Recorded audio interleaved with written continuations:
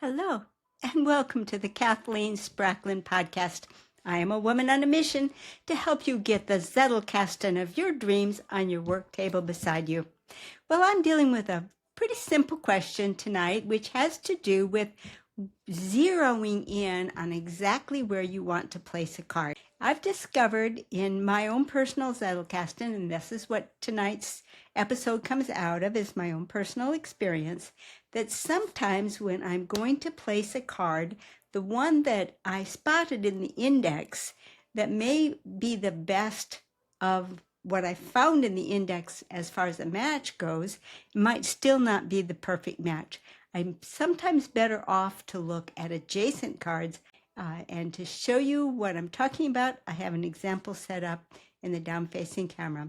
So come on over and I'll make it a little more clear what I'm talking about. See you over there. Okay, here's the card in question. And the card was actually created some time ago in July of 2024. And it landed in a section that I sometimes call my dump box or my incubation box. I think one of my viewers came up with the term incubation box. I like that very much. Was it you, Jay? I'm not recalling. Anyway, this card has sat around for a while and hadn't been filed. It just got captured, but I didn't find a home for it. What makes work difficult versus what makes it joyful? And in part, it comes out of some experiences that I've had with volunteer work.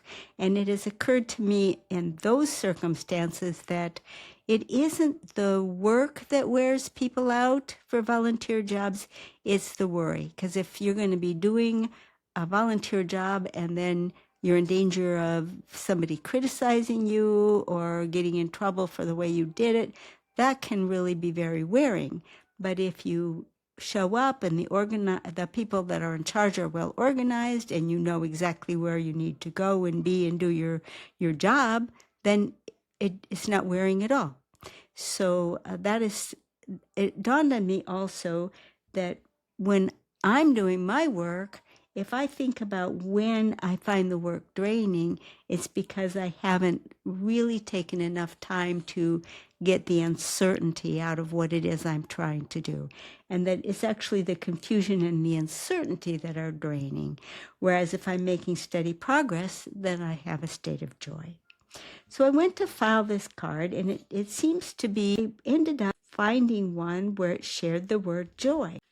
And this comes from a Mark Twain quote way back in 1905, where he said, "The work that is really a man's own work is play and not work at all." And I had a reflection at the time I created this, that when I follow my joy, my work seems, well, not effortless, but not tiring either. And so then I just took an abbreviated form of the quote was my tagline, and here's where the card got filed. Now, at this point, I could just say, okay, I'm done. All I need to do is add the letter A to this, and I'm all done. But I've come to realize that it's worthwhile to go back up the tree one and then go down the tree and see if you have anything following this to make sure that you've really zeroed in on exactly the card that ought to be this card's parent. So I've pulled 3 cards from my Zettelkasten. This card is the one that seemed like it would be the match just from the index entry because it was keying on work and joy. And this also has work and joy. But before I just blindly settle on this as the parent, I found that it's worthwhile to take a look at the cards in front of it and behind it to see if there might be even a better match in the near vicinity. And the way I answer that question is by looking at the conversations that would form. Let me write up the 2 different directory cards, and it'll be a little bit perhaps clearer what I'm trying to say.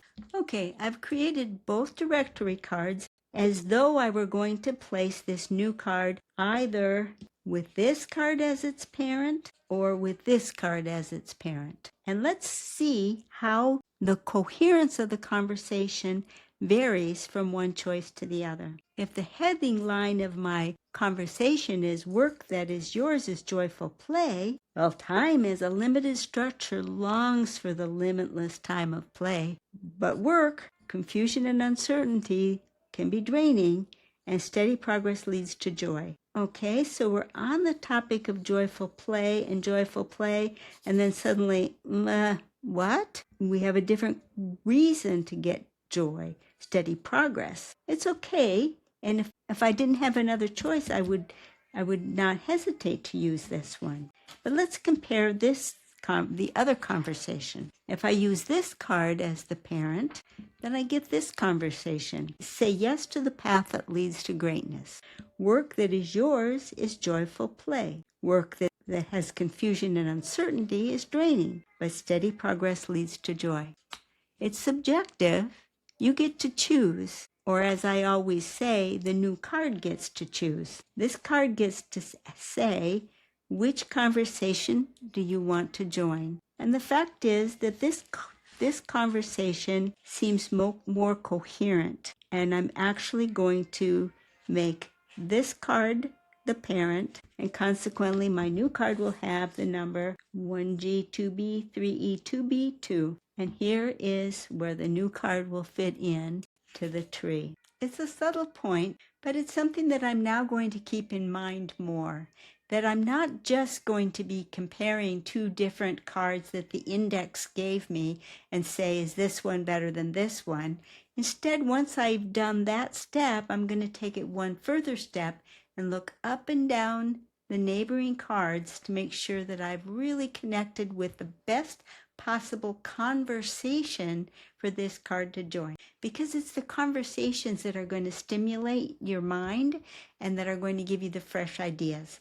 So if you have a conversation that's disjointed, it's going to just cause your mind to say, okay, now why are those together and how do I make them make sense? Whereas if you've got a conversation that's making sense fluidly as it is, it's easy to contribute the next thought to that conversation and you're starting to build on it. So maybe it's an advanced point, but it's worthwhile to be aware. Talk to you later.